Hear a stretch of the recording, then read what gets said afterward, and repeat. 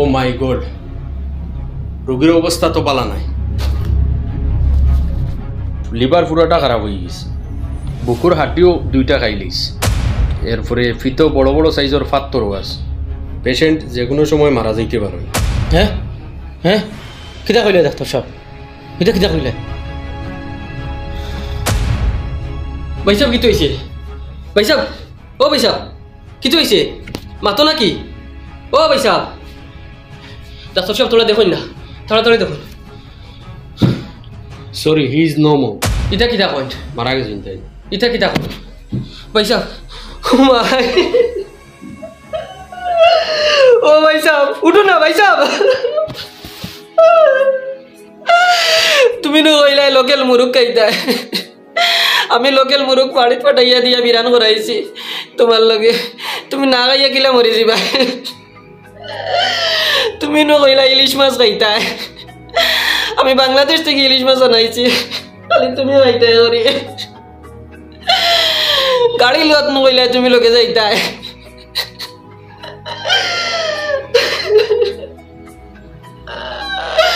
ও ভাই সাহেব উঠো। ডাক্তার সাহেব আরেকবার দেখেন, আমার ভাই সাহেব ইলা মরতে পারেন না। একবার নাই, আরো 100 বার দেখলেও তোমার ভাই জিতে হইতে নাই, তাই মারা গেছে। ও ডাক্তার সাহেব, খালি তাই না আরামে চলাফেরা করতে পারি, আমি গাড়ি বুক করছি। গাড়ি আনার দিন কইছেন লগে যাইতা, আর লগে যাওয়ার স্বপ্ন আর পূরণ হইল না।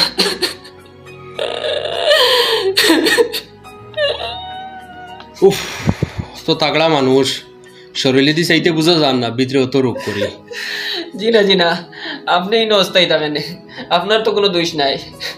জি না, ইনো আমারও দোষ আছে।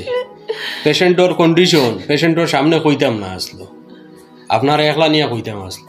তো ঠিক আছে, আপনি আমার বাইরে মারছেন, আপনি যদি এখানে আমার বাইরের সামনে কইতা না তে তাই মরলা না মানে তাই না, আপনি এখানে কয়ে তাই বরদাস্ত করতে পারছেন না। আপনি এখানে কইতাতে আমারে ওরাইয়া নিয়ে কইলা না, আমার বাইরের সামনে এখানে কইলা আর আমার বাইরে মার্ডার করলা আপনি। আমার ভাই মরার পিছনে সব দোষ আপনার, আমি আপনার উপরে মার্ডারি কেস করব। দেখুন আমার কথা শুনুন, আপনার ভাই আজকে না মরলেও 2 মাস পরে মরলা হনে, আর তিলে তিলে আপনার বেজান সম্পত্তি লইয়া গেলা হনে। এখন আপনার সম্পত্তিও বাঁচলো, আর আপনি আমার উপরে কেস দিবা না, আমি আপনার কেস 2 লাখ টাকা দিব, আমার চাকরি গুতা আমি করি। দেখি দাদা, আমার দুটো ভিতরে দেখতে দিন না, এটা না এখন কাম আছে রে বাবু। না না, আমি না গেলে অসুবিধা হয়ে যাবো। কিতা অসুবিধা হইব? গেলে অসুবিধা হয়ে দিব। আমার যাইতে দিন, আপনি বুঝতে না এখন না, বিরাট অসুবিধা। পেশেন্ট দেখরা, পেশেন্ট দেখা তো বুঝছি তো, তোমার সিরিয়াল আবার বাদে যাইবে। হায় রে, আইনো সমস্যা হয়ে যাবে বাদে, আমার যাইতে দিন না, আপনি তা করুন কিতা লাগে। না ওইতো না, অনুব আপনি বুঝুন বেলা করি, আমি যদি ভিতরে যাই না বিরাট গড়বড় হয়ে যাব। আপনি ভিতরে গেলে গিয়া আমার চাকরি যাইব গিয়া, আর আমি ভিতরে না গেলে আরো জনের জান যাইব কি। আমি স্যারের অনুমতি ছাড়া দিতাম পারতাম না। স্যারের অনুমতি লই না, আপনি লইয়া দে। উবা বল স্যার, মানুষ একজনে মিলতে চাইতে আপনার লগে। 1 মিনিট অপেক্ষা করতে হবে। আরে 1 মিনিট উবাও, অনুব 1 মিনিট দম লইলে হইতে না, আপনি বুঝুন না কিতা লাগে। উবাও না স্যার, রিপোর্টও তো গড়বড় হয়ে গেছে। কি দিয়েছি ওখানে রিপোর্ট দিতে সময় আমার ভাই রিপোর্ট তেন লইয়া আইসো, আর জানতাম রিপোর্ট ওখানে তুই আইসো।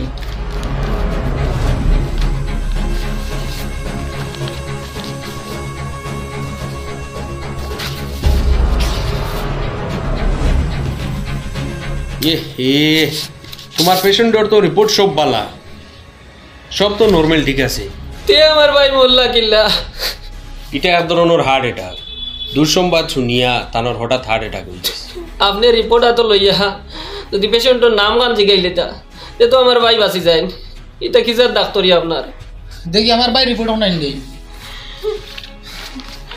শোনা ভাই, তুমি ইনো তোমার বাইরে লইয়া আইও না, তুমি দরকার হয় চেন্নাই যাও, তুমি ইনো লইয়া আইও না।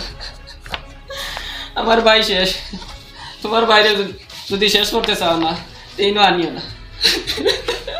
স্যার, আমার ভাই রিপোর্ট কিটা বেশ বাদ নি। কতক্ষণ বাদ বুঝিলাম, একজন সুস্থ মানুষে রিপোর্ট শুনিয়া হার্ট অ্যাটাক করলিছ। এখন আমি কিটা করতাম, আমার একটা পরামর্শ দিন। পরামর্শ দিমু, তুমি বাইরে কোনো জায়গাত লইয়া যাও, চেন্নাই বেলুর অথবা লইয়া যাও, ওখানে যাওয়া লাগবো। অন্য লইয়া যাও।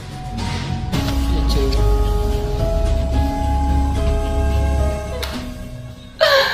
আপনি আমারে 2 লাখ টাকা দেওয়া লাগতো না, এটা আল্লাহর সিদ্ধান্ত মনে করিয়া আমি আমার ভাইয়ের মৃত্যুরে মানিয়া নিম। আমার ভাইয়ের লেখা ওলা মর্তা। ঠিক আছে, আমি অ্যাম্বুলেন্স একটা ব্যবস্থা করে দিয়া, আর আপনি আমারে বদুয়া দিবা না। জিনা জিনা আপনার এখানে বদুয়া দিতাম। অ্যাম্বুলেন্সের ভাড়া আমি দিয়া দিব।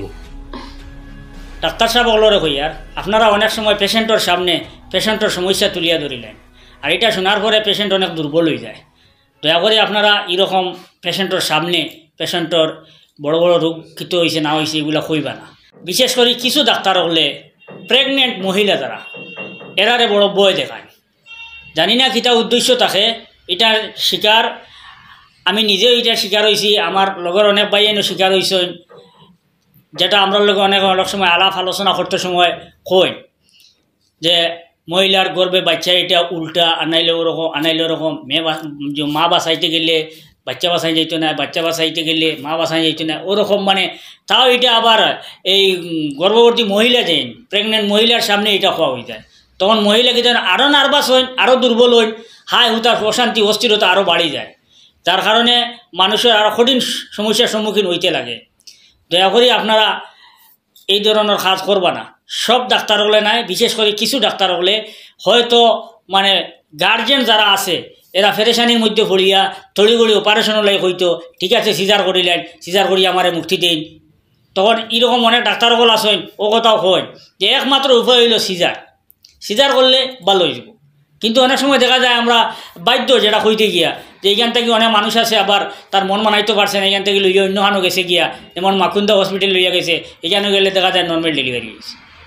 তো আপনারা যে এরকমের কাজ করেন যে খেনে করেন আপনার পরিবারের, আপনার যদি আপনার বউ হয়, আপনার বোন বাগনি বাড়তি বুঝি যেসাও এর বেলায় আপনি এই কাজটা করতে পারবেন।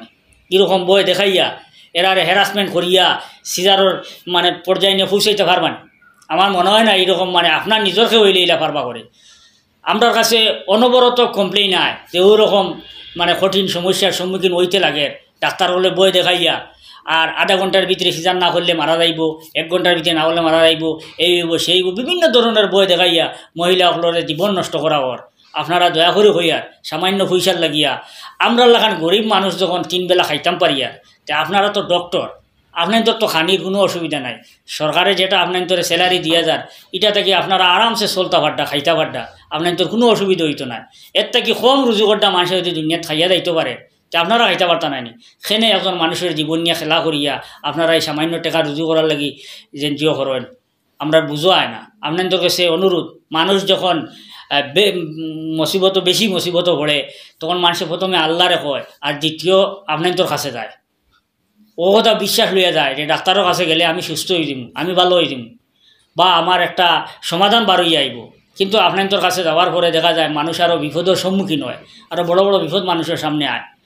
অনেক সময় আপনারা ছোটো একটা রোগরে বড় করে ধরিয়ে দেখায়।